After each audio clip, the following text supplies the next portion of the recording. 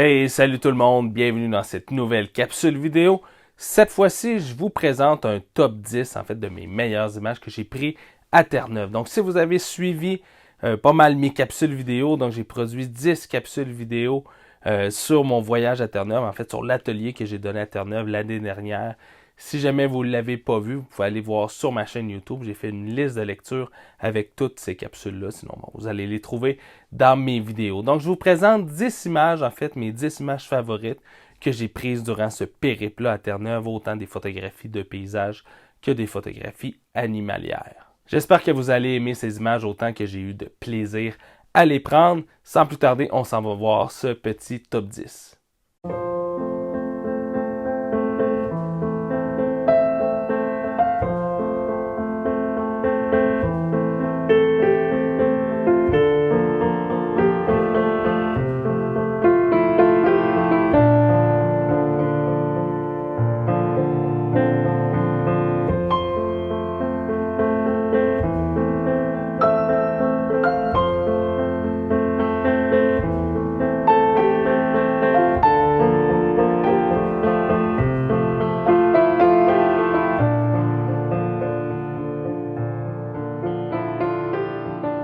Donc, pour vous présenter ces 10 photographies, je vais tout simplement y aller en ordre chronologique. Donc, notre première image a été capturée dans les Tablelands, dans le parc national de Gros-Morne.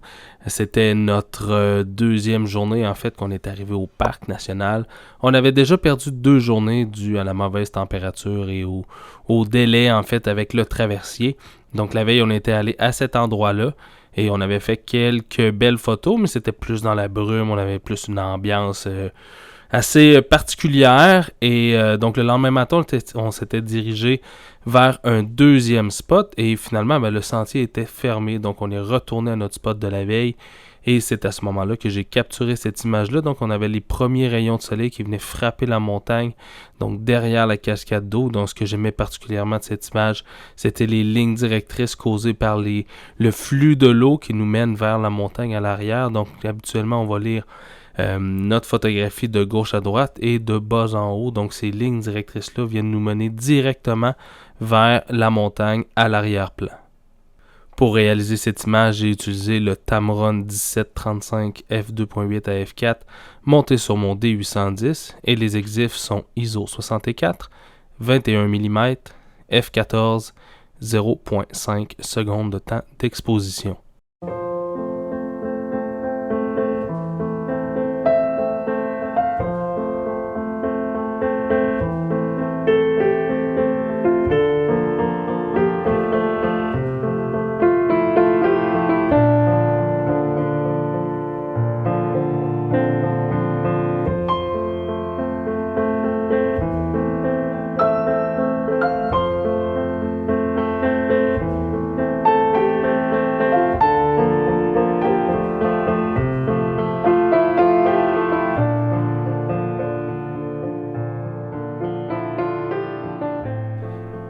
La deuxième photographie est une photographie que j'ai prise également dans le parc national de Gros-Morne. J'avais repéré cette cascade-là de la veille, en fait, lorsqu'on avait visité cet endroit-là dans les Tablelands. Et donc, on avait une espèce de calotte de neige qui recouvrait une partie de la petite rivière. Donc, la cascade était tout juste à côté. Donc, probablement, c'était l'espèce de pain de sucre en fait, qui tardait à fondre. On était à la fin juin, mais il restait encore pas mal de neige à certains endroits dans le parc national de Gros-Morne. Et à cet endroit-là, donc, on avait les espèces de petites pointes, en fait, de neige qui étaient en train de fondre, qui dégoûtaient un peu partout sur la petite rivière. J'aimais bien cette photographie. En fait, lorsque je l'ai prise, j'avais l'impression de me trouver dans une caverne de glace en Islande. Le feeling était super intéressant parce qu'en fait, je n'avais jamais visité et photographié de tels endroits. Pour réaliser cette image, j'ai utilisé le Tamron 1735 mm f2.8 à f4 monté sur mon D810 et les exifs sont ISO 64, 17 mm, f16 et 13 secondes de temps d'exposition.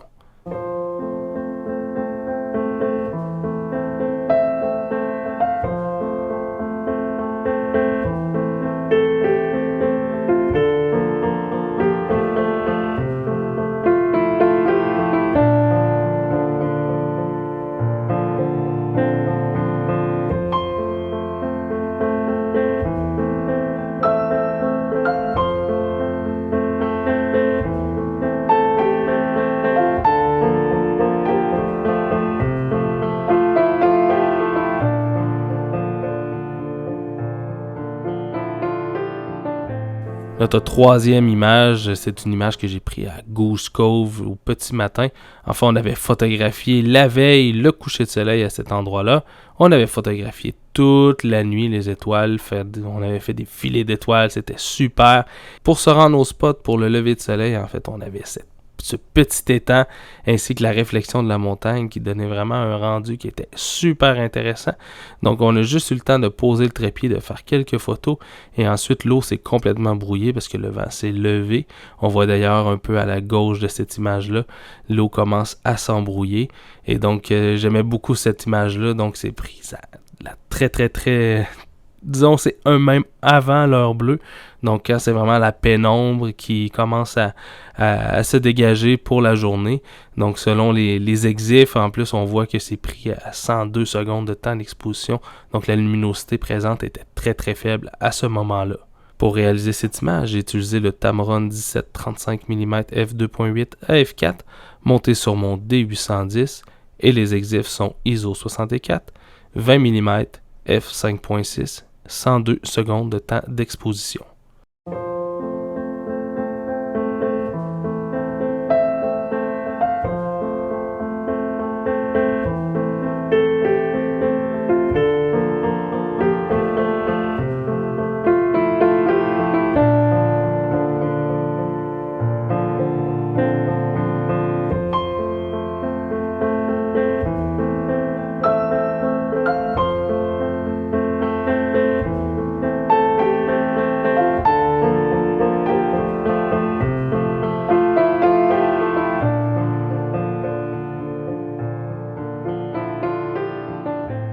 Tout juste après avoir pris la précédente photographie, nous sommes arrivés sur cette petite baie avec la lune qui se levait directement au-dessus de l'eau. Donc on allait photographier principalement les icebergs, donc on arrivait sur l'océan Atlantique et donc la scène vraiment se posait directement devant nous du sentier. Donc on avait cette baie en fait qui venait vraiment fermer le cadre avec toute la terre très sombre et donc la luminosité était très faible à ce moment-là. Et on avait ensuite la lune qui se levait directement au-dessus de l'océan Atlantique. Donc qui venait vraiment ajouter la petite touche magique à cette image-là. Donc j'aimais beaucoup cette image-là, les belles couleurs dans le ciel, la belle texture dans les nuages. Donc pour moi, c'est une photographie que j'aime beaucoup de mon périple à Terre-Neuve.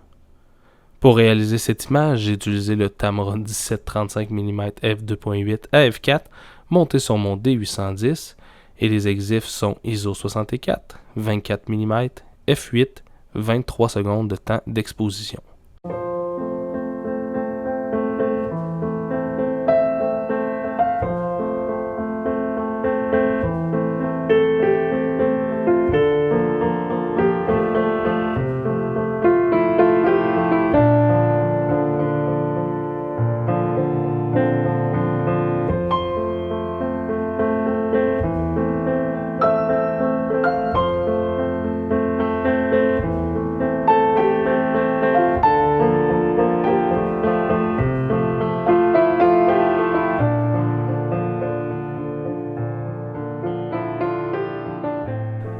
Vous devinerez que ce matin-là, en fait, la récolte avait été très bonne parce que cette prochaine image est issue de la même sortie que les deux précédentes. Donc, c'est une photographie d'un iceberg au lever de soleil que j'ai capturé au téléphoto. Donc, l'iceberg était un peu plus loin au large sur l'océan Atlantique.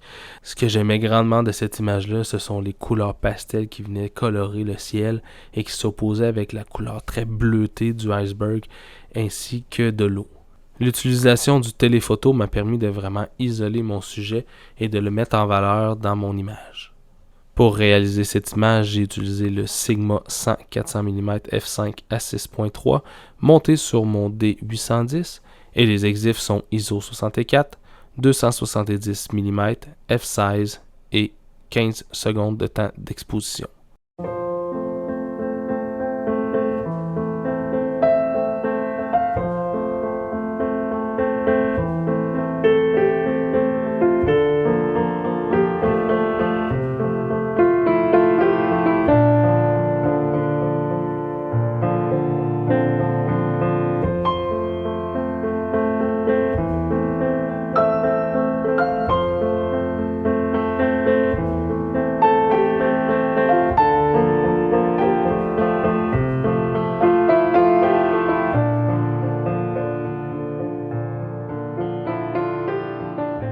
La 6e photographie est une image d'un caribou des bois que j'ai capturé sur le bord de l'océan Atlantique. Donc on était sur le bord d'une petite baie et au loin, en fait, on s'en allait photographier un iceberg qui était juste un petit peu plus bas et on avait remarqué des étranges couloirs de passage au loin qui étaient sur le bas, directement sur le bord de la baie.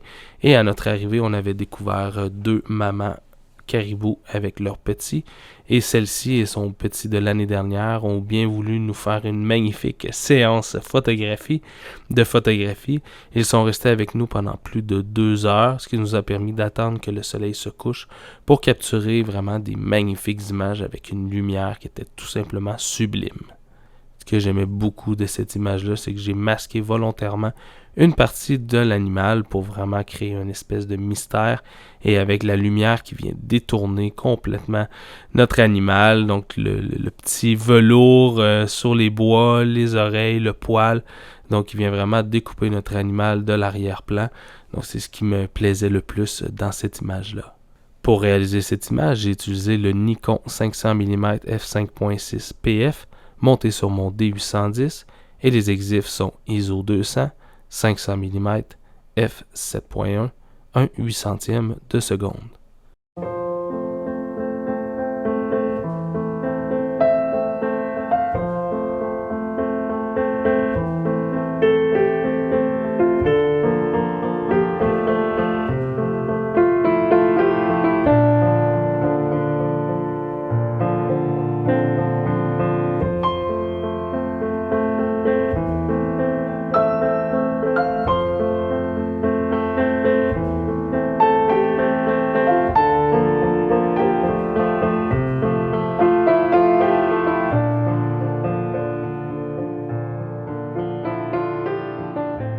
J'ai pris cette image alors qu'on voulait photographier le coucher de soleil. Si vous avez vu la capsule, vous aurez sans doute reconnu cette image-là. En fait, on était arrivé et la scène était complètement recouverte d'une épaisse brume. On voyait absolument rien à l'horizon. Il y avait une île qu'on avait vue un peu plus tôt dans la journée et que on voulait mettre en valeur. Et finalement, la brume venait complètement masquer l'horizon, le coucher de soleil et l'île par le fait même. Tout juste avant que le soleil ne se couche, la brume s'est dissipée un tout petit peu pour laisser passer un peu de visibilité vers l'île et vers les couleurs du coucher de soleil. La mer était très agitée, ce qui a créé cette espèce de flou autour des roches que j'ai pu mettre en valeur avec un fil de densité neutre. J'ai réalisé cette image avec mon Tamron 17-35 mm f2.8 à f4 monté sur mon D810. Et les exifs sont ISO 64, 20 mm, f16, 13 secondes.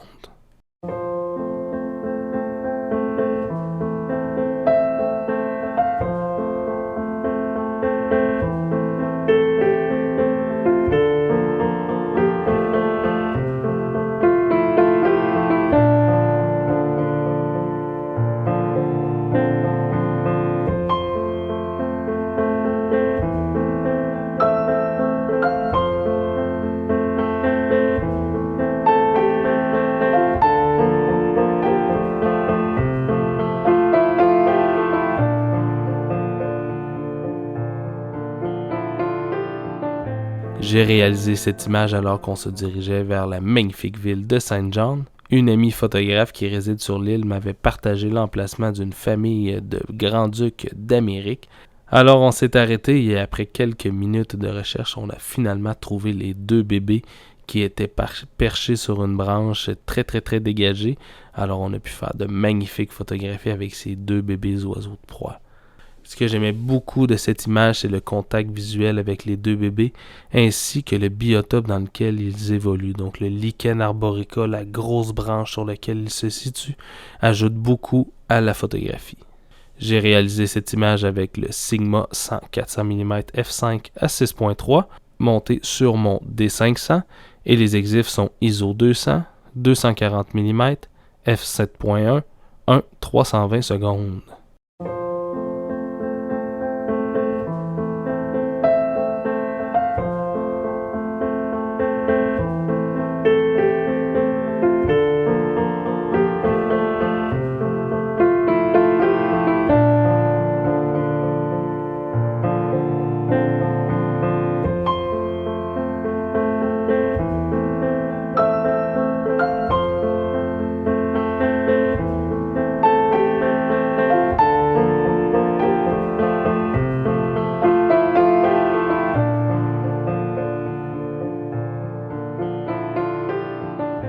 L'avant-dernière image est une photographie de 2 rorquals, un bébé et sa maman, qui venaient se nourrir près d'une plage dans le sud de la péninsule d'Avalon. Donc j'avais eu un petit indice d'un ami qui m'avait dit en fait que les baleines étaient arrivées dans cette région. Et lorsqu'on est arrivé, en fait, les baleines étaient bien arrivées dans la région. Il y avait plusieurs rorquals qui venaient manger le poisson vraiment très très près de la berge. Et bon, l'excitation nous a emportés. Je n'ai malheureusement pas tourné de capsule à cet endroit-là, mais on a réalisé vraiment de très très belles images, dont celle-ci en fait où on voit la mère et le bébé qui viennent se nourrir du caplan. J'ai utilisé le 500 mm f5.6 PF de Nikon monté sur mon D500 et les exifs sont ISO 200, 500 mm, f5.6, 1600 secondes de temps d'exposition.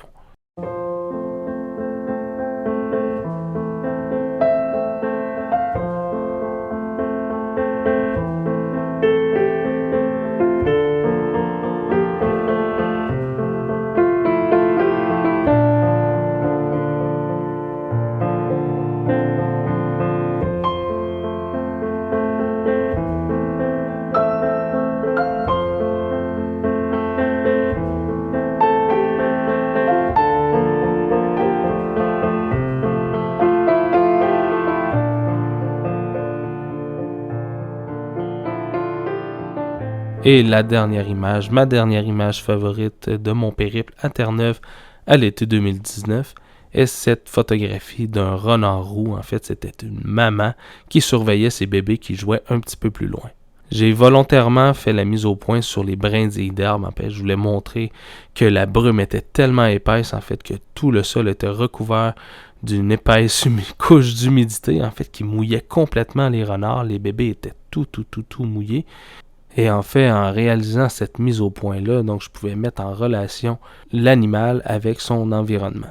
J'ai utilisé le Sigma 400 mm f5 à 6.3 monté sur mon D500 pour réaliser cette image et les exifs sont ISO 400, 280 mm, f6.3, 1000 de seconde.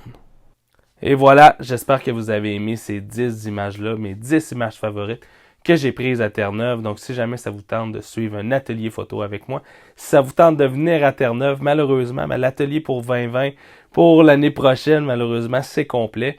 L'atelier devrait avoir lieu en 2021. Donc, si jamais ça vous intéresse, vous pouvez toujours vous inscrire à mon infolette. Je nourris régulièrement mon infolette avec mes ateliers. Sinon, j'ai plein d'autres ateliers super intéressants qui s'en viennent. Allez visiter mon site internet www.safariphotonaturequebec.com pour voir les prochains ateliers qui s'en viennent. Je donne également des ateliers privés si jamais ça vous intéresse. Donc voilà, si vous avez aimé cette vidéo, un petit thumbs up, un petit commentaire, partagez avec vos amis, c'est toujours apprécié. Puis on se dit à la prochaine. Allez, ciao!